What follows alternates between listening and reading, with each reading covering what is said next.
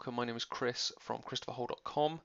Thanks for coming to watch this video where we're going to be looking at good squatting versus not so good squatting, but more generally we're going to be looking at movement or good movement versus not so good movement.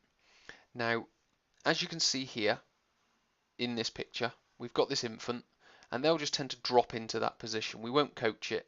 They'll just tend to drop in. Knees are good, hips are good, torso's good, head's good, so on and so forth.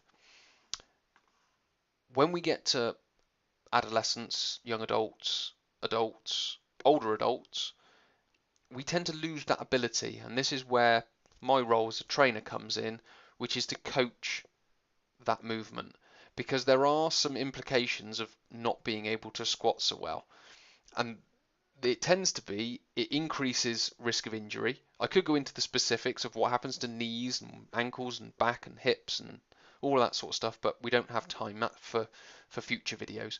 But as a general rule, it increases risk of injury and decreases performance in the long run because injuries take over and diminishes your ability to stay fit because you're injured more often than not. But if we can get into this type of position, not specifically that position because it's not for everyone, certain genetics and biomechanics don't allow for it. But if we can get ourselves into a better position, so if we can understand where the hips need to go, the knees, the feet, the shoulder, the torso, so on and so forth, we can improve that, we can decrease our risk of injury and increase our fitness into the long term, because so many people that I talk to, as they get older, they're just constantly injured. So it's being able to minimize that risk and increase fitness into later life. So by squatting well and moving well in general, we decrease risk of injury and we increase performance in the long run. We know that from what McGill says about grooving movement patterns for low back pain. We know that because Gray Cook talks about moving well before moving often.